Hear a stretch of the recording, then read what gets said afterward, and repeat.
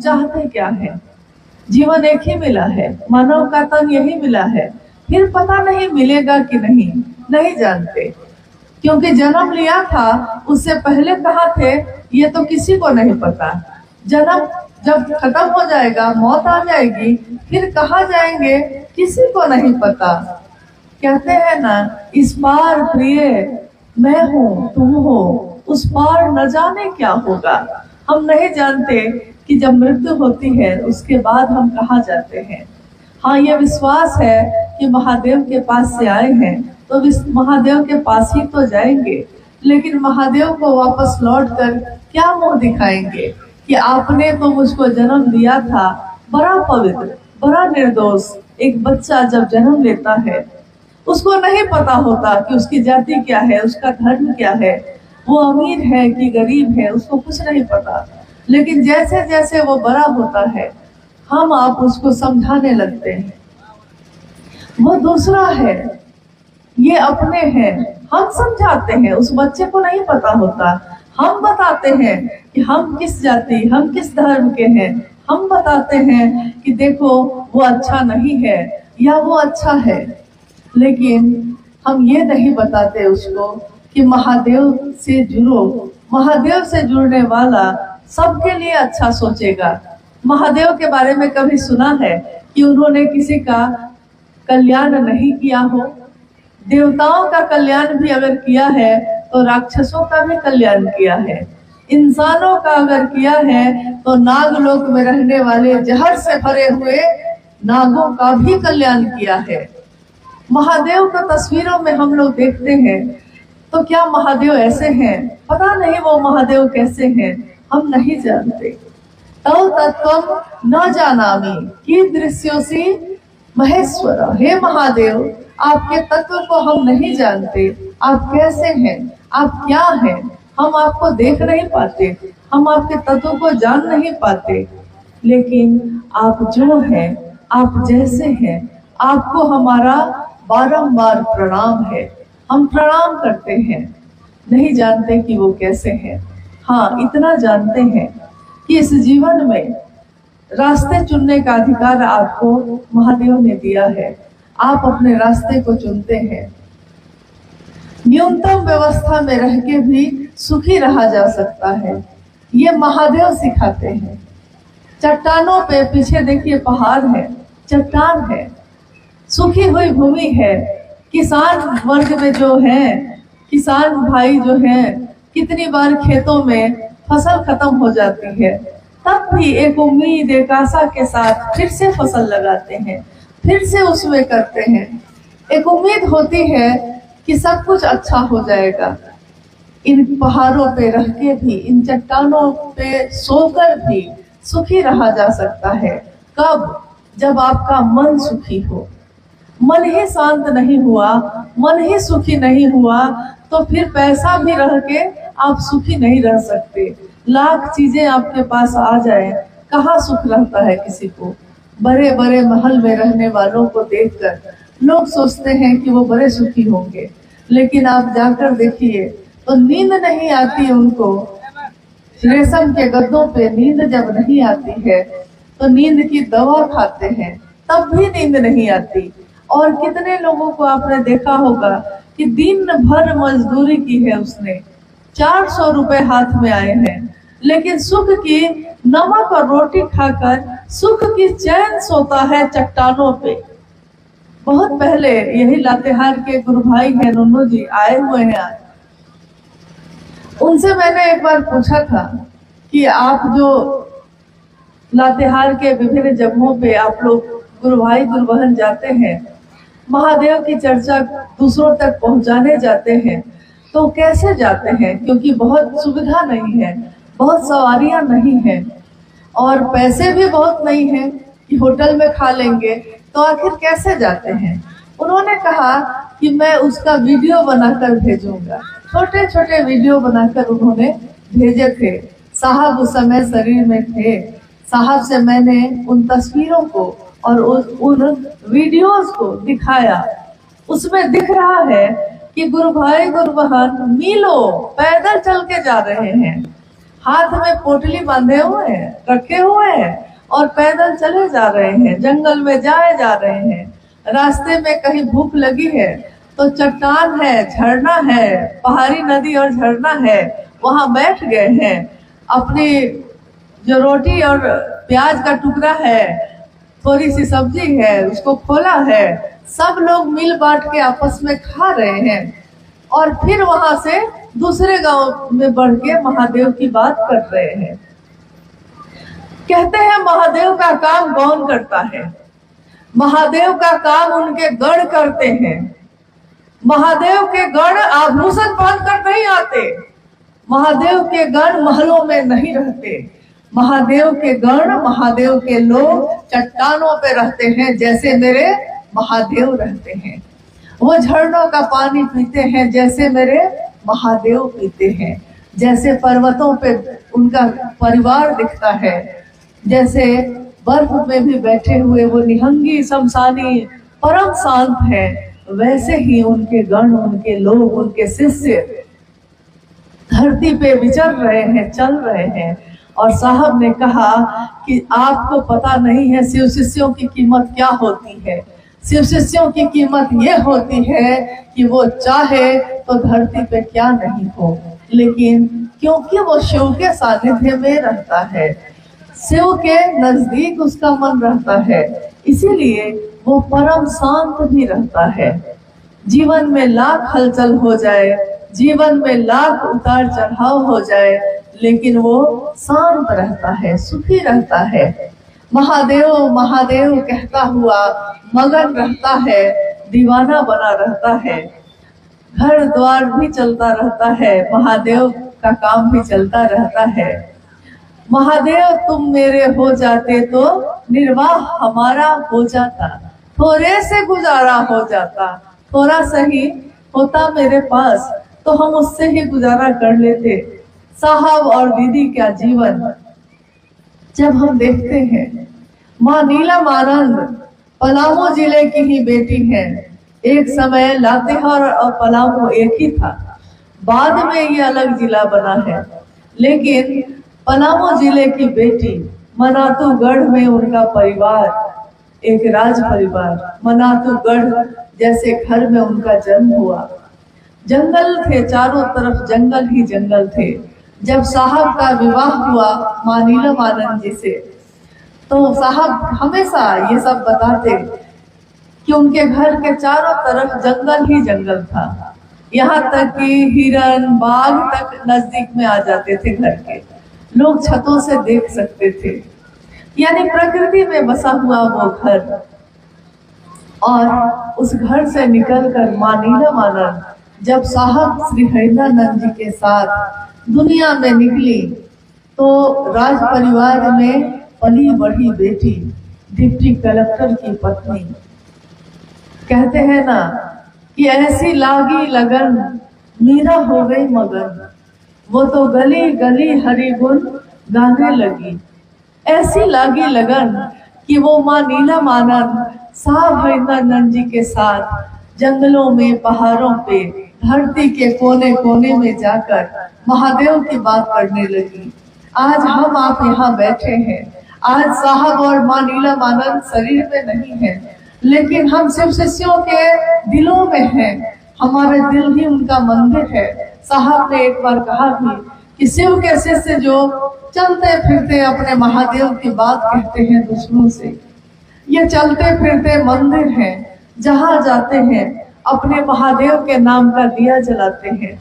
वो दूसरों को और कुछ दे पाए या ना दे पाए, लेकिन महादेव के शिष्य का भाव देते हैं, महादेव का भाव जगा देते हैं उसमें। और ये इतनी बड़ी चीज है जो आज तक किसी ने किसी को नहीं दी। किसी ने ठंडा लगी है तो कंबल दे दिया है, किसी ने भूख लगी है तो भोजन करा दिया है, लेकिन किसी ने महादेव को लेकर महादेव को दिया है, ऐसा किसी ने आज तक नहीं किया था। लेकिन आज ये भी हुआ। हम सब शिव के शिष्य अपने साहब और दीदी के संकल्प को याद करते हैं। साहब ने हमेशा कहा कि जिस तरह गरीबी में पेट बांध के भी तुम अपने बेटे को नहीं बदलते, तुम अपने परिवार को नहीं बदलते, तुम कभी अपने महादेव को मत बदलना। महादेव एक निष्ठता चाहते हैं। महादेव प्रेम की धारा है, वो प्रेम और समर्पण। तंत्र का मतलब भी यही होता है, प्रेम और समर्पण। किसी भी रिश्ते में प्रेम और समर्पण ही होता है। आपने देखा होगा कि किसी से प्रेम हो जाए किसी को, तो वो कहता है कि तुम मुझको ना चाहो तो कोई बात नहीं है, लेकिन गैर को चाहोगी तो मुश्किल होगी। मतलब वो कहता है कि तुम मुझको चाहो सिर्फ। लेकिन साहब हरिंदर जी ने तो कहा कि मैंने शिव को प्रेम किया है और मैं चाहता हूँ कि धरती का हर व्यक्ति उस महादेव को प्रेम करे, उसका शिष्य बने। हमारे आपके अंदर कोई पात्रता नहीं है, कोई योग्यता नहीं है। हम लोगों ने बहुत किताबें नहीं पढ़ी हैं, शास्त्र नहीं पढ़े हैं। ये शिव गुरु का मंच है जिसपे आज ये चर्चा हो रही है। ये शिव गुरु का मंच, इस पे शिव के शिष्य ही बैठते हैं और बात करते हैं। शिव की तरफ से वही बोलते हैं, वही सुनते हैं। लेकिन इस पे कोई विद्वान नहीं बैठा है, कोई प्रवचन करता नहीं बैठा है, कोई सत्संग करने वाला, कोई कथावाचक नहीं बैठा है। शिव की चर्चा कथा नहीं है, शिव की चर्चा अविरल प्रवाह है जो एक दिल से दूसरे दिल में जाती है। ये दिल से उठती है और दिल से जब बात उठती है तो शास्त्र भी वहाँ मौन हो जाते हैं। शास्त्रों का भी कोई महत्व वहाँ नहीं होता। जैसे एक माँ से पूछिए, एक माँ से कोई पूछे कि तुम अपने बेटे को कितना प्रेम करती हो बताओ, वो बताने लगती है। आप कहिएगा कि लिख कर बताओ, तो वो कहेगी कि प्रेम इतना है कि लिखने पे शब्द कम पड़ जाएंगे। वैसे ही शिव के लिए जो प्रेम जगाया है साहब ने हमारे आपके हृदय में, वो प्रेम ऐसा है कि ये पूरी धरती का कागज बन जाए, ये पूरा समुंदर जो है वो जल बन जाए, स्याही बन जाए। और स्वर्ग का एक पेड़ होता है पारिजात, पारिजात नाम का पेड़, उसकी लेखनी बना दी जाए, कलम बना दी जाए। और अभी सरस्वती पूजा आने वाली है। माँ शारदा, विद्या की देवी माँ शारदा स्वयं बैठे और शिव का गुणगान लिखने बैठे तो कागज धरती बन जाएगी, लेकिन तब भी गुणगान लिखा नहीं जा सकेगा। इतने गुणगान हैं। शिव के विविध रूप हैं, शिव के अनेक रूपों को धरती ने पूजा है। नीलकंठ है वो, त्रयंबकम है वो, पिनाकी भी है। शिव का एक रूप है जिसमें वो धनुष और बाण लेकर चल रहे हैं, और शिव का एक रूप वो भी है जिससे में वो त्रिशूल लेके चल रहे हैं। शिव का एक रूप वो भी है जिसमें कलंकित चंद्रमा उनके सिर पे विराजमान है। जहर रखने वाला नाग उनके गले में सुशोभित है, और उनके आसपास में जो बैठे हुए दिख रहे हैं वो सब शिव भाव में है। कौन है वो? उनका परिवार एक दिखता है, तस्वीरों में जो दिखता है शिव की शक्ति भगवती उनके पास बैठी है, उसकी सवारी है बाघ। महादेव का सवारी है बसहा। उनका एक पुत्र कार्तिकेय है, उसकी सवारी है मोर। एक पुत्र है जिसकी सवारी है चूहा। स्वयं शिव के गले में नाग है जो जहर रखता है और डस ले तो कोई जीवित नहीं बच सकता। देखिए, बसहा को शेर बसहा को खा जाता है, बाघ किसको खाता है? बैल को खा जाता है। सांप चूहा को खा जाता है, मोर सांप को खा जाता है। ये सारे एक दूसरे से घृणा करने वाले हैं, जीवित खा जाने वाले हैं। ऐसे भी लोग अगर शिव भाव में बैठते हैं तो वो परम शांत हो जाते हैं। हम और आप इंसान हैं, इंसान का जीवन है हमारा आपका। और एक इंसान तो जहर नहीं रखता, एक इंसान दूसरे इंसान को जीवित खा नहीं जाता, लेकिन तब भी हम इंसान होकर इंसान को प्रेम क्यों नहीं दे सकते? हम मानव होकर उस शिव से प्रेम क्यों नहीं कर सकते? हम दुनिया में नफरत क्यों फैलाए? हम दुनिया में प्रेम क्यों नहीं फैला सकते? और महादेव से जुड़ा हुआ मन प्रेम ही तो बांटेगा। साहब और मानीराम आनंद जी ने क्या बांटा हमारे आपके बीच? घृणा नहीं बांटी, प्रेम बांटा। कहा कि एक दूसरे का साथ देना। और देखिए, महादेव की मनसा से जब आप बैठे होते हैं, अभी है तो ठंड का मौसम, लेकिन थोड़ी देर पहले कितनी गर्मी लग रही थी, और महादेव महादेव होते होते ये हवाएं भी ठंडी हो गई। महादेव की बात हो तो हवा भी अपनी गर्मी भूलकर ठंडक ले आती है। हमारा आपका मन तो इतना भी गर्म नहीं है, इतना भी जलने वाला नहीं है। तो महादेव की बात करने वाले लोग धरती के लोगों में प्रेम बांटेंगे, एक दूसरे का साथ देंगे, सुंदरता बटेगी, जीवन शिवमय होगा, सुखमय होगा, सबका सुख होगा, सबका कल्याण होगा। इससे ज्यादा एक महादेव अपने शिष्य के लिए क्या दे सकते हैं? वो महादेव जब गुरु होंगे अपने शिष्य को अपने जैसा बनाएंगे। महादेव ने किसी का अकल्याण नहीं किया है, हमेशा दूसरों के लिए किया है। खुद चाहे उनको जो भी दुनिया ने दिया, उन्होंने दुनिया को हमेशा अमृत दिया है। तो हम अमृत दे सकते हैं तो दें। अभी आपने सुना भी, शिव के शिष्यता की पृष्ठभूमि, व्याप्ति, प्रयोजन, इस पे बात हो रही थी जब हम लोग यहाँ पहुंचे थे। शिव की शिष्यता, साहब ने आखिर शिव को गुरु क्यों बनाया? क्या मिलना था उनको? क्या महादेव उनको इस धरती पे जो पैसे हैं वो देने वाले थे? क्या महादेव इस धरती के सोना चांदी देने वाले थे? क्या महादेव लंका सोने की बनाकर महादेव अपने शिष्य को देने वाले थे? ऐसा कुछ भी नहीं था। लेकिन शिव ने जो अपने शिष्य को दिया, अद्भुत दिया, अप्रतिम दिया। विश्व के मानव को सबसे सुंदर उपहार मिला।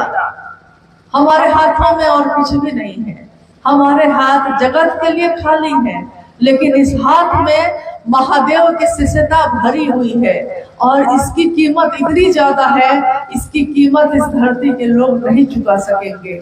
इन हवाओं की कीमत कोई नहीं चुका सकता। जो पानी हम पीते हैं बेशकीमती है, वो उसकी कीमत कोई नहीं चुका सकता। इस मिट्टी पे जो बैठे हैं, इस मिट्टी की एक परत को बनने में करोड़ों वर्ष लगते हैं। आज तक धरती पे इतनी चीजें बन गई, हवाई जहाज, रॉकेट सब बन गया, लेकिन मिट्टी कोई नहीं बना सका। न मिट्टी बना सका, न पानी बना सका, न हवा बना सका, न आग बना सका, न ये आकाश बना सका। महादेव जो बना देते हैं, फिर वो धरती के लोग नहीं बना सकते। महादेव जो दे सकते हैं, उसकी कीमत इस धरती के लोग नहीं चुका सकते। तो देखिए, हमारे पास अगर माचिस नहीं होता था तो हम पत्थर को पत्थर से रगड़ के आग पैदा कर लेते हैं, लेकिन वो आग हमारी नहीं होती। आग कहाँ से आई और आग कहाँ चली गई? हमारी तो आग नहीं थी वो। तो सोचिए कि वो महादेव क्या दे सकते हैं हमको, आपको, और हम क्या मांगते हैं महादेव से।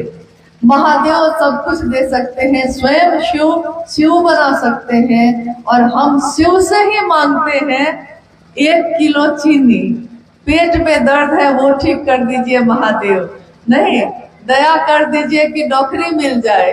अरे ये तो 70-80 साल के जीवन का उपाय कर रहे हैं आप, लेकिन जो जीवात्मा हमारे आपके अंदर है, उसकी यात्रा, उसका जीवन तो हजारों साल का है। उस यात्रा का क्या होगा, उसके बारे में तो कभी नहीं सोचते। अभी मेरी मौत हो जाए तो मेरे पास जो भी है मेरे लोगों में बांट दिया जाएगा। कुछ दिन तक लोग रोएंगे, लेकिन अभी अगर पिता की मौत हो जाए तो जिस पिता ने पेट काट काट के खेत खरीदा था, 4 बेटे तुरंत 4 टुकड़ा कर लेते हैं खेतों का। इसी खेत के लिए तो आपने अपना जीवन गंवा दिया, लेकिन जीवन गंवाने के बाद हासिल क्या हुआ, मिला क्या? तो उतना दीजिए महादेव जितने मैं भी भूखा ना रहूं, साधु ना भूखा जाए, मतलब इतना दे दीजिएगा कि मेरा पेट भर जाए, मेरे लोग खा पाए, छत हो, एक कपड़ा हो, जीवन की जरूरत हो, और कोई साधु आ जाए तो भूखा ना चला जाए मेरे दरवाजे से। इतना बहुत है महादेव। महादेव महादेव करते हुए इस जीवन को जी लेना है, आगे बढ़ जाना है। बाकी आगे तो महादेव जानेंगे, और हम क्या जाने महादेव क्या चाहते हैं। एक जगह पे किसी ने कहा कि अरे हम क्या जाने महादेव क्या चाहता है, कोई नहीं जानता महादेव क्या चाहता है। आइए हम लोग कुछ जिज्ञासाओं पे बात करते हैं, जो यहाँ के क्षेत्र में अगर कोई समस्या, कोई बाधा या कोई ऐसी जिज्ञासा जो शिव के लिए हो, वो आई हो, तो हम उस पर बात करने की कोशिश करते हैं। जिज्ञासा है, बालूमाथ के गुरु भाई है नागेंद्र जी। शिव गुरु महोत्सव एक पूर्णता आध्यात्मिक आयोजन है, कैसे कृपया समझाया जाए। शिव गुरु महोत्सव एक पूर्णता आध्यात्मिक आयोजन है। आपने देखा होगा अभी लोग थोड़ा ज्यादा है तो मंच भी बनाने की जरूरत पड़ जाती है, लेकिन अगर लोग कम हो तो हम मंच भी नहीं बनाते। चौकी पे बैठ के, चादर पे बैठ के, धरती पे बैठ के महादेव के बात हम लोग कर लेते हैं। कोई कर्मकांड नहीं। कर्मकांड का अर्थ होता है कि सब कुछ जुटाना पड़ता है। पूजा है तो पूजा में आप फल फूल रखिए, जल चढ़ाइए, सब कुछ जुटाइए, नहीं पूजा करने का विधि विधान सब कुछ करिए। लेकिन शिव की चर्चा में ऐसा कोई कर्मकांड नहीं है। ऐसा क्यों है? क्योंकि पूजा तो हम अपने घरों में करते ही हैं, मंदिरों में करते ही हैं, और पूजा गलत नहीं होती। कभी भी ईश्वर की पूजा हमारा कल्याण ही करती है, लेकिन वो पूजा कैसे हो ये गुरु बताते हैं। गुरु है स्वयं शिव। शिव बताएंगे कैसे अब, क्योंकि वो तो दिखाई नहीं दे रहे। तो महादेव अपने शिष्यों के माध्यम से ही ज्ञान देने की जिम्मेवारी वहन करते हैं। शिष्यों के माध्यम से ही एक शिष्य दूसरे शिष्य को सिखाता है। कोई पूरा ज्ञान नहीं रखता, लेकिन आपने देखा होगा कि शिव चर्चा करते समय बहुत बार ऐसा हुआ होगा कि आपसे किसी ने कुछ पूछा होगा, आपको इसका जवाब नहीं आता था। जो उसने पूछा है आपसे, आपको इसका जवाब नहीं पता होगा, लेकिन उस समय अचानक आपके मुंह से कुछ बातें निकलने लगती हैं अपने आप। महादेव से दया मांग के आप लोगों से बात करने लगते हैं, और लोग को जो जिज्ञासा, जो प्रश्न उन्होंने पूछा है, आप उसका उत्तर देने लगते हैं। वो आदमी संतुष्ट हो जाता है आपकी बात से और कहता है हाँ हाँ समझ गए। आप बाद में सोचते हैं कि इसका उत्तर मुझको कैसे पता था, क्योंकि इसका उत्तर तो मैंने किसी किताब में पढ़ा नहीं था। आपके साथ हुआ है ऐसा कभी? हम लोग के साथ तो हमेशा हुआ है, क्योंकि जो कभी पढ़ा नहीं, कोई कभी जाना नहीं, उसका भी उत्तर आप दे देते हैं। आध्यात्मिक आयोजन का अर्थ होता है, आध्यात्म का अर्थ होता है अपनी खोज, अपनी यात्रा, अपने को जानने का विज्ञान। मैं कौन हूँ, कहाँ से आया हूँ, क्यों आया हूँ। और इसी खोज के लिए जो शिव की चर्चा हो रही है, शिव की बात हो रही है, उसके लोगों के द्वारा, उन लोगों के द्वारा एक आयोजन करना, तो इसमें पूर्णतया ये इसमें शिव चर्चा से संबंधित बातें ही होती हैं। इसमें कोई कर्मकांड नहीं, इसमें कोई जाति धर्म का बंधन नहीं। और साफ साफ साहब ने कहा है कि जाति धर्म वर्ण संप्रदाय लिंग से परे है शिव की शिष्यता। महादेव ने कोई अंतर नहीं किया है। तो कैसी जाति, कैसा धर्म, जैसे ही हम कहते हैं शिव की शिष्यता, हम सब सबका मजहब, हम सबका धर्म, हम सबकी जाति एक है। शिव की शिष्यता, शिव के शिष्य, शिव हमारे गुरु और हम उनके शिष्य, और यही संदेश हम धरती के हर लोगों को देते हैं। इन चीजों ने हम लोगों को बांटा है। महादेव हम सबको एक करें, एक जैसी सोच रखें, हम एक ही हमारी सभा हो, एक ही भाव हमारे आपके हृदय में चलते हो, हम सब एक दूसरे को प्रेम करें। ये एक विशाल परिवार, ये धरती का परिवार, शिव शिष्यों का परिवार, जिसमें शिव स्वयं बसते हैं। ऐसे ही परिवार का सपना साहब दीदी ने देखा है, और ये लोग ऐसा चल रहे हैं, ऐसा कर रहे हैं। हम लोगों को याद नहीं आता कौन किस जाति का, हमको ध्यान नहीं है कौन किस धर्म का। गुरु और शिष्य परंपरा में जाति धर्म के बंधन टूट जाते हैं, ये सीमाएं टूट जाती हैं, क्योंकि गुरु गुरु होता है और शिष्य शिष्य होता है।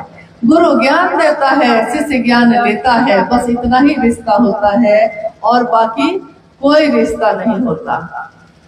शिव शिष्यता इंसान को इंसान से प्रेम करना सिखाती है। शिव की शिष्यता शिव से एक मेक होने की विधा है, इसके अलावा कोई और भी बात इसमें नहीं है।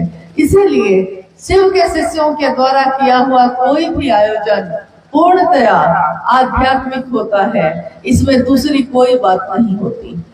धरती की कोई बात नहीं, ये धरती पीतल की, ये पीतल के जैसे चमक है इसमें, लेकिन ये बस कुछ दिन का ही बसेरा है, कुछ दिन के लिए रहना है और फिर चले जाना है। तो इस धरती के सोच में कितना दिन रहेंगे? हाँ, ये धरती महादेव ने बनाई, पैदा हमको आपको महादेव ने किया है, तो रहने के लिए पैदा है किया है तो हम रहेंगे। भोग दिया है भोगने के लिए तो भोगिए, लेकिन भुक्त मत हो जाइएगा। भोग लेना और भुक्त हो जाना दोनों दो बात होती है। भोग लेना मतलब कि गाड़ी खरीदी थी कि इसको भोगेंगे, गाड़ी रहेगी तो सुविधा रहेगी, लेकिन गाड़ी में एक निशान हो जाए, कोई उसमें लकड़ी से एक निशान बना दे तो हमारा मन घोर हो जाता है ना। कुर्ता खरीदा था, पैंट शर्ट खरीदा था पहनने के लिए, भोग के लिए, पहनने के लिए।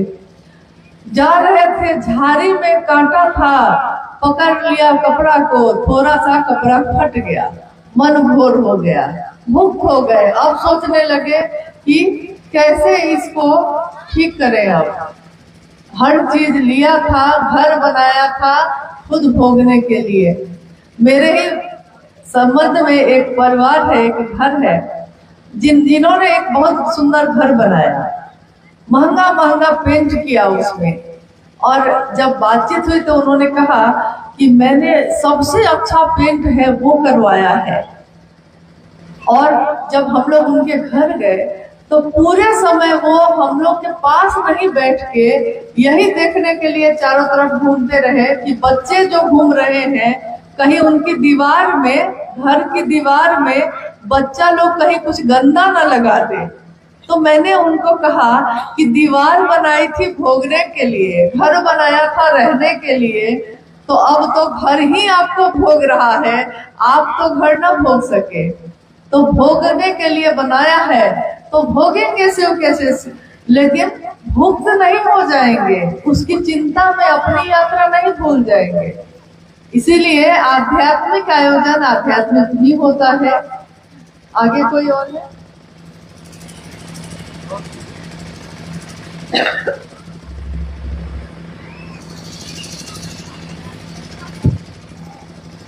एक जिज्ञासा है, शिव को क्यों गुरु बनाए?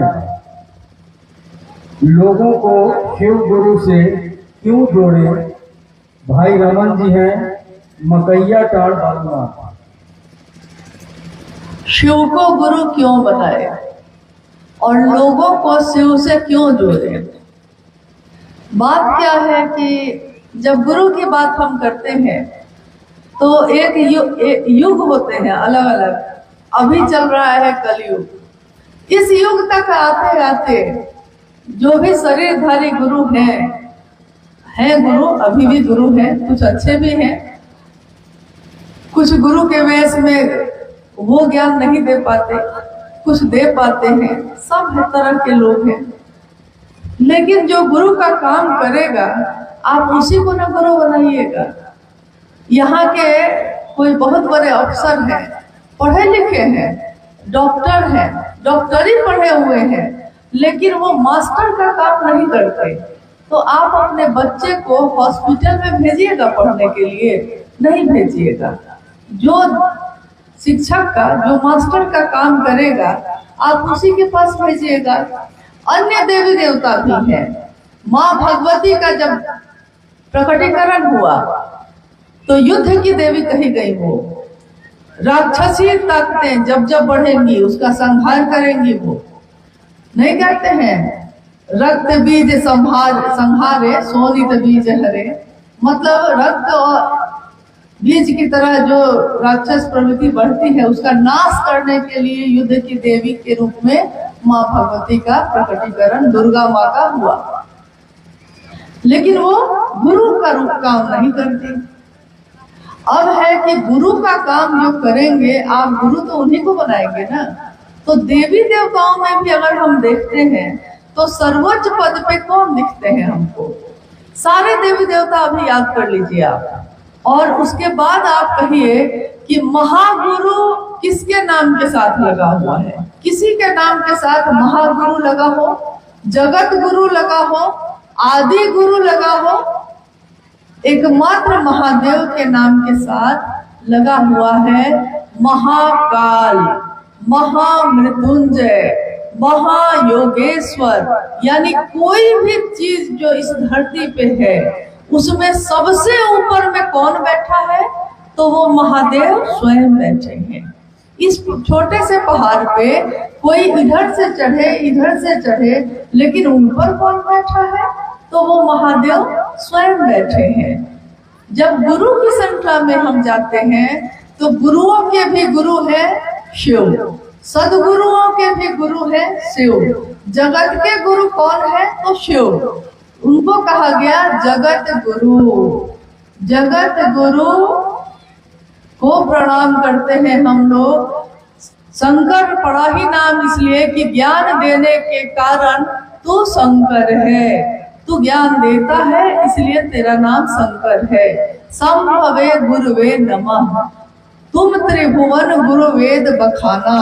यानी जहां भी बखान है वहां क्या कहा जा रहा है कि महादेव गुरुओं के भी गुरु हैं। हम कहेंगे कि जब हमारा काम छोटे मोटे गुरु से चल सकता है तो हम महादेव को गुरु क्यों बनाएं? लेकिन अब मामला ये है कि बीमारी छोटी मोटी हो तो कोई डॉक्टर ठीक कर सकता है, लेकिन बीमारी अगर गंभीर हो गई हो तो डॉक्टर के बस में अब नहीं है। तब डॉक्टर भी कहता है कि दवा तो हम दे देंगे लेकिन थोड़ा दुआ की भी जरूरत है, यानी ईश्वर से थोड़ा प्रार्थना करिए। वो भी कह देता है एक दिन। साहब ने कहा जब सबसे सुंदर गुरु स्वयं शिव ही उपलब्ध है, हम प्रकृति में शिव की पूजा करते हैं, हम शिवलिंग के रूप में उन्हीं की पूजा करते हैं, हमारे घर के कुल देवता देवी में वही है, जब झाड़ झंखार में भी वही है, हर जगह वही है, तो उस गुरु के रूप में भी वही है, तो उनको ही गुरु हम क्यों नहीं बनाए? अब रही बात कि गुरु तो बना लिया है, लेकिन दूसरों से कहने की क्या जरूरत है? जो जिज्ञासा आई है, दूसरों से क्यों कहें? सही बात है, महादेव को प्रचार की जरूरत तो है नहीं, लेकिन अच्छी चीज बतानी पड़ती है इंसान को। आप गौर कीजिएगा कि जब घर में बच्चा होता है ना, तो बच्चा जब बड़ा होने लगता है और घर में कोई आते हैं तो बच्चे को सिखाना पड़ता है, बउआ उठो, चचा आए हैं, पाँव छू के प्रणाम करो। तो बच्चा उठता है, पाँव छू के प्रणाम करता है। बदमाशी करने के लिए उसको नहीं सिखाना पड़ता, वो सारी बदमाशी करके आ जाएगा। लेकिन अच्छा काम जब भी आप कहिएगा तो अच्छा काम करने के लिए सिखाना पड़ता है, शैतानी करने के लिए नहीं। जैसे आप देखिएगा कि गलत काम करना है तो कोई मुहूर्त नहीं निकालता। कभी सुना है कि गलत काम करने के लिए कोई मुहूर्त निकाल के बैठा है? लेकिन जब अच्छा काम करना है, शादी ब्याह करनी है, गृह प्रवेश करना है, कहीं की यात्रा करनी है, तब देखिएगा कि लोग मुहूर्त निकालेंगे। उस समय सुंदर समय कौन सा है? गलत काम के लिए नहीं निकाले, सुंदर काम के लिए आप निकाल रहे हैं। तो महादेव की बात दूसरों तक पहुंचाने के लिए भी हमको इसलिए इस काम को करना चाहिए क्योंकि अच्छा काम भी दूसरे को सिखाना पड़ता है। और अगर जबरदस्ती भी किसी का भला करना पड़े तो कर देना चाहिए। जैसे बहुत लोग ऐसे हैं जो बीमार पड़ेंगे, हॉस्पिटल नहीं जाते हैं, तो आप उनके शुभचिंतक हैं, तो आप क्या करते हैं? आप उनके घर में उनके पास जाते हैं तो कहते हैं कि डॉक्टर से दिखाए हैं, वो कहते हैं कि नहीं ठीक हो जाएगा। आप जबरदस्ती उसको लेके डॉक्टर के पास जाते हैं। शुभचिंतक है, शुभ सोचते हैं उसका। जबरदस्ती भी अगर अच्छा काम करना पड़े तो कर लेना चाहिए। महादेव गुरु हो जाए और हमारा मन का बीमारी सब ठीक हो जाए, हमारे मन की सारी बीमारी ठीक हो जाए, अगर ऐसा हो सकता है तो हम जबरदस्ती भी अगर करना पड़े हमको, तो हमको ये काम कर लेना चाहिए। जबरदस्ती में भी अगर प्रेम हो सकता है तो हो जाए, कोई दिक्कत नहीं है। और महादेव से प्रेम होगा तो उसका शुभ ही होगा, कल्याण ही होगा। आप उसको चाहे और कुछ दे पाए नहीं दे पाए, महादेव तो दे सकिएगा। इसलिए महादेव की बात दूसरों तक पहुंचाइए। और ये शिष्य के रूप में गुरु दक्षिणा का काम भी करता है। जब किसी को आप गुरु मानते हैं तो आप उसको गुरु दक्षिणा देना चाहते हैं। गुरु शिष्य परंपरा में ये होता है, गुरु को दक्षिणा देनी पड़ती है। महादेव गुरु हैं, हम सब उनके शिष्य हैं। अब बताइए, महादेव गुरु दक्षिणा मांग रहे हैं, क्या दीजिएगा? क्या दे सकते हैं हम उनको? गुरु को गुरु दक्षिणा में क्या दे सकते हैं? दीक्षा तो आ गया है, दीक्षा तो हो गई है। मन में विचार आना कि शिव मेरे गुरु हैं, यही है दीक्षा। अब है कि गुरु दक्षिणा भी देनी पड़ेगी। तो गुरु दक्षिणा में हम लोग उस महादेव को क्या दे सकते हैं? जो देंगे वो कम ही होगा। हाँ, यही अभी गुरुबान बोली कि शिष्य बना कर देंगे। एक शिष्य अपने गुरु को शिष्य का उपहार ही तो दे सकता है, तो वो देता है। इसके लिए भी शिव के शिष्य अपने गुरु शिव की चर्चा दूसरों से करते हैं, ताकि स्वयं भी शिव शिष्य बन सके, दूसरे भी बन सके। दूसरे को स्टेशन पहुंचाने में हम खुद भी स्टेशन पहुंचते हैं। दूसरों से शिव की चर्चा करने में मेरा मन भी शिव की तरफ चलता है। और अंतिम तक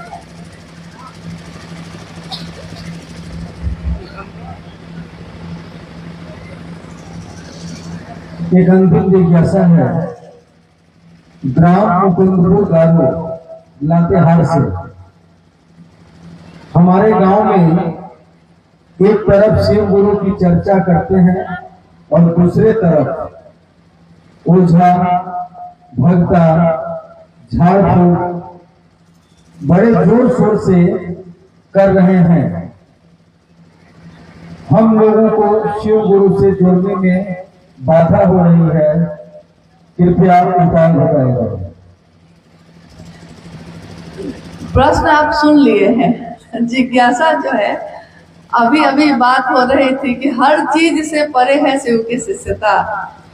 तो जिज्ञासा ये है कि एक तरफ शिव चर्चा चल रही है और एक तरफ कुछ लोग जो है शिव चर्चा के नाम पे या कुछ और करते हुए ओझा गुनी झाड़ फूक इस सब का सहारा भी ले रहे हैं।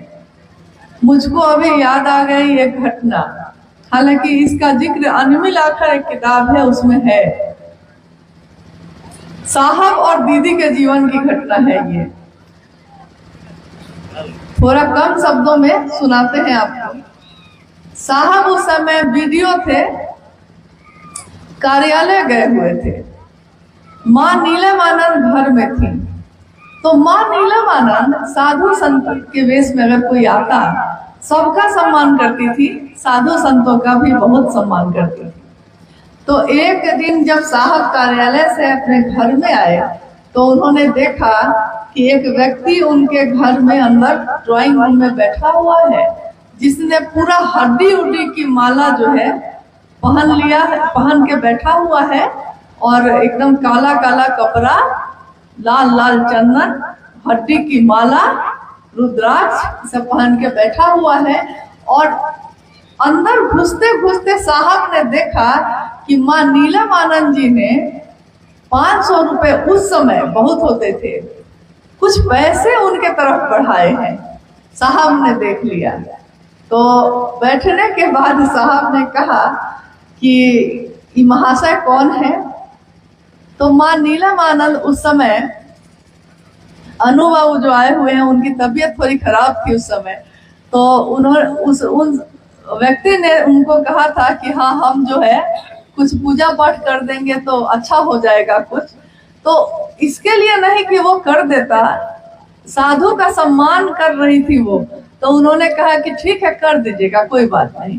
हालांकि उनको जरूरत नहीं थी इसकी, लेकिन एक नारी का स्वभाव, एक महिला का स्वभाव जो होता है, करुणा ममता रहती है। तो उन्होंने कहा कि जब कह रहे हैं चलिए आप भी कर दीजिएगा, क्या होगा। लेकिन साहब का स्वभाव तो वैसा नहीं था, उनका तो था गोरी वाला स्वभाव। वो जब घुसे, उन्होंने देखा और कहा कि नीलम, इनको भोजन वोजन कराओ। तो माँ जो है, माँ नीलमानंद जी को शक तो हुआ इस बात पे कि बात क्या है कि हमको अंदर खाना के लिए भेजने लगे हैं, लेकिन शक से देखते हुए वो अंदर चली गई। जैसे ही वो अंदर गई, साहब ने उसको कहा कि वो जो पैसा लिए थे अभी अभी निकाल के सीधे बाहर रख दो, और ये जो गले में जो जो चीज है ना, सब उतारो और यहाँ रख दो, और सीधे यहाँ से बाहर भागना, नहीं तो जेल में डालेंगे सीधे। अब वो घबरा गया बेचारा, सब उतार उतार के रख भी चुका था वो। लेकिन तब तक माँ नीलमानंद आ गई। तो उन्होंने साहब से कहा कि आप सबको डरवा क्यों देते हैं? अरे जब मैंने पैसा दे दिया है तो कोई बात नहीं, देने दीजिए। तो खैर वो चले गए, आई गई बात हो गई। बात ये नहीं है कि तंत्र नहीं होता, तंत्र है, लेकिन तंत्र का अर्थ ही होता है प्रेम और समर्पण। तंत्र का अर्थ ये सब नहीं है ओझा गुनी झाड़ फूंक। जब आपके गुरु शिव स्वयं ही आचार्येंद्र हैं, महातांत्रिक भी वही हैं, तंत्र के भी ईश्वर कौन है? तो शिव स्वयं है। तंत्र के भी की भी जितनी धाराएं हैं वो कहाँ से निकली है? तो शिव से ही निकली है। जब राजा ही आपका अपना है, जब शिव ही अपना है, तो बाकी हमको किससे झरवाना है, किससे फुकवाना है? इसकी जरूरत कहाँ है? नहीं। एक बार एक राजा मुनादी करवा दिया। मुनादी मतलब समझ रहे होंगे आप। मुनादी मतलब होता है एक गांव में ढोल जैसा रहता है, उसको बजा बजा के गांव के लोगों को इकट्ठा किया जाता है एक जगह कि भाई सबको आइए, कोई सूचना देनी है। तो एक राजा ने मुनादी करवाई अपने राज्य में कि अगले दिन कल मैं अपने महल का दरवाजा खोल दूंगा, और मेरे महल में कल जितने भी लोग आएंगे वो सारे लोग जो छू लेंगे हाथों से, जो भी छू लेंगे वो चीज उनकी हो जाएगी। अब जैसे ही राज्य के लोगों को ये पता चला कि राजा अपने महल में हर चीज देने को तैयार है, जो छू लेंगे सो मिल जाएगा, तो सुबह सुबह पूरे राज्य की जनता जो है महल के दरवाजे पे पहुंच गई। महल का दरवाजा खुला, प्रजा जो है, जनता अंदर घुसी। कोई दौड़ के राजा का जो सिंहासन है, जो सोना का बना हुआ है, कोई उसको छूता है, कोई चांदी का बना हुआ सिंहासन है उसको छूता है, कोई बर्तन सोना का छू रहा है, कोई कुछ छू रहा है, जिसको जो छू रहा है मिल जा रहा है। और राजा अपने कुछ सिपाहियों के साथ एक तरफ कोने में खड़े होके सबको देख रहे हैं। एक व्यक्ति उस भीड़ में से तेजी से राजा के तरफ बढ़ा, राजा की तरफ आने लगा। तो सिपाही लोग जो थे राजा के पास, उन्होंने रोका, कहा कि राजा के पास क्यों जा रहे हो? लेकिन राजा ने देख लिया तो राजा ने कहा कि आने दो। राजा को लगा कि शायद कुछ मांगना चाहता होगा, तो वो तेजी से राजा के पास आया और सीधे राजा को ही छू दिया, गया और सीधे राजा को छू दिया। अब तो सारे लोग स्तब्ध हो गए, इसने तो राजा को ही छू दिया। तो जो राजा हो गया उसका, तो राजा की सारी चीजें किसकी हो गई? उसी की ना। जब राजा मेरा तो उसकी सारी चीज भी मेरी, जब शिव मेरा तो शिव की सारी चीज मेरी, जब शिव मेरा तो उनकी दया, उनकी धाराएं जितनी भी हैं, चाहे वो तंत्र हो, चाहे वो मंत्र हो, चाहे वो कुंडली साधना हो, उपासना हो, क्या ऐसा है जो शिव के शिष्य को उपलब्ध नहीं होगा? लेकिन वो मेरा हो जाए तब होगा ऐसा। और वो मेरा कैसे हो सकता है? मन ही मन उस शिव से दया मांगिए। हे शिव, आप मेरे गुरु, मशीन की तरह नहीं, आदमी की तरह, मशीन की तरह सीधे रटिएगा मत इसको, अपने मन में थोड़ा भाव लाइए और उस भाव से पुकारिए, पुकारिए स्वभाव से चिदानंद होइए, पुकारिए स्वभाव से। हे शिव, आप मेरे गुरु हैं, मैं आपका शिष्य हूँ, मुझ शिष्य पर दया कर दीजिए, मुझ शिष्य पर दया कीजिए। मैं किसी की बेटी हूँ, मैं किसी की पत्नी हूँ, मैं किसी की बहू, किसी की कुछ, लेकिन शिव को कहते हैं कि मैं आपकी शिष्य हूँ, मुझ शिष्य पर दया कर दीजिए। और शिव की दया हो जाए तो क्या ऐसा है जो इस भूतल पे उपलब्ध नहीं होगा? किम न शुद्धते भूतले, क्या ऐसा है जो इस भूतल पे सिद्ध नहीं हो सकता? मन मजबूत होता है तो शरीर की बीमारियां ठीक होती हैं। साहब ने अपने किताब में लिखा भी है, चर्चाओं में उन्होंने कितनी बार कहा कि मनुष्य की शारीरिक शक्ति से भी बलशाली होती है उसकी मानसिक शक्ति, और उसकी मानसिक शक्ति से भी बलशाली होती है आध्यात्मिक शक्ति।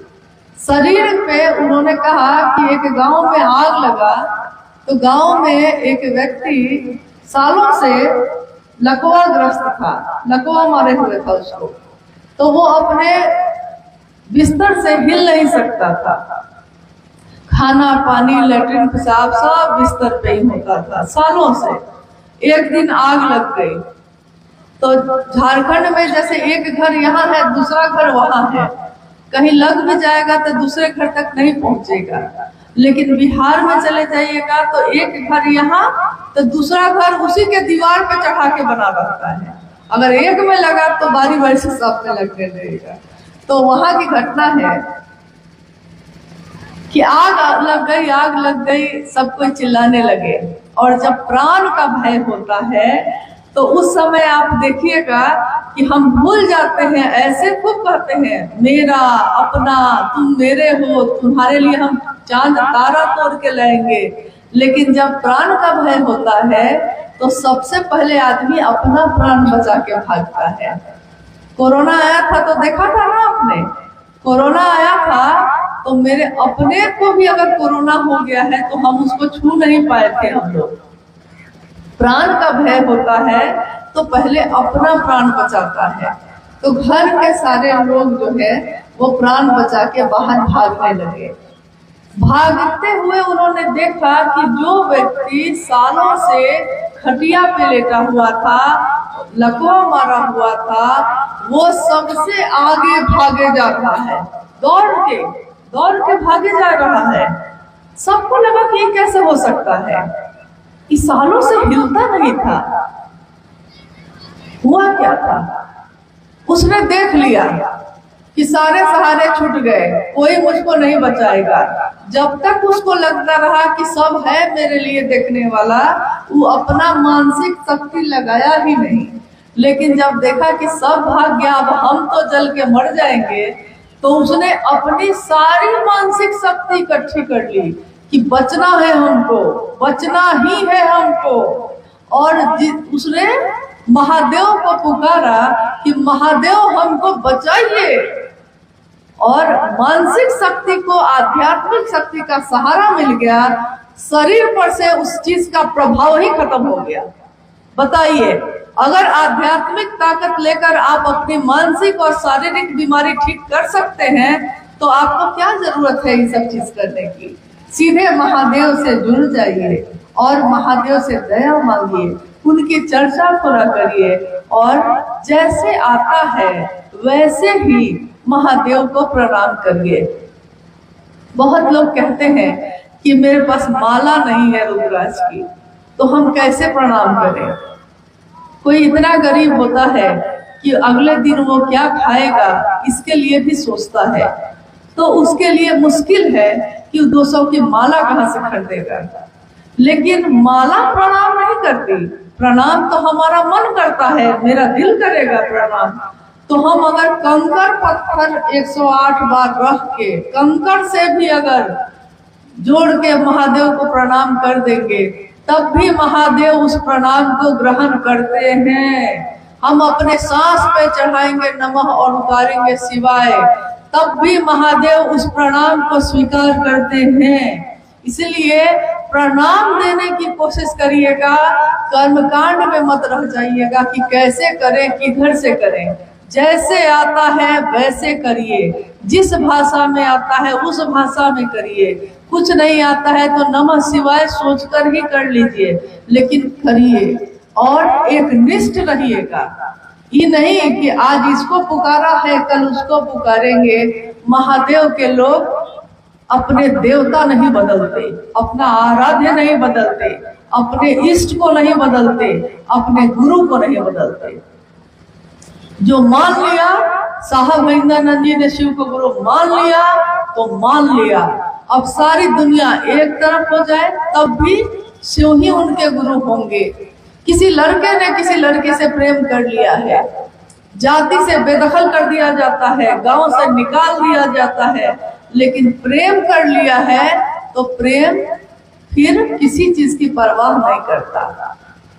प्रेम प्रेम होता है। शिव से भी हो जाए वो प्रेम तो पूरी दुनिया एक तरफ और शिव एक तरफ अगर होंगे तो शिव के शिष्य शिव को ही चुनेंगे, क्योंकि अगर राजा अपना होगा तो पूरी दुनिया अपनी हो ही जाएगी।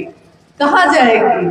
महादेव की दया, महादेव की करुणा कण कण में है, फैली है, बिखर रही है। हमको आपको अपने आंचल में उसको समेट लेना है, बस इतना ही करना है। लिए आज का ये शिव गुरु महोत्सव जो यहाँ बालूमाथ और लातेहार के गुरु भाई गुरु बहनों ने आयोजित किया है, हम सबका सौभाग्य है, परम सौभाग्य है कि इसमें आने और आप सबों से भेंट करने का मौका मिला है। ये महादेव की असीम दया है। जहाँ भी नजर जा रही है साहब महेंद्रानंद जी की तस्वीर नजर आ रही है। शिव के शिष्यों को शिव शिष्यता का उपहार देने वाले की तस्वीर हर दिल में छपी रहे हमेशा। वो साहब जिस तरह शिव हमेशा है, थे, रहेंगे, वो साहब और मेरी माँ नीलम आनंद भी हमेशा शिव शिष्यों के दिलों में इसी तरह बसी रहे और हम उनका प्रेम, उनकी छाया प्राप्त करते रहे। शिव की करुणा हम सबों के जीवन में बरसती रहे। शिवमय हो हमारा जीवन, सुखमय हो, इसी की कामना है। आप सभी के चरणों में मेरा प्रणाम।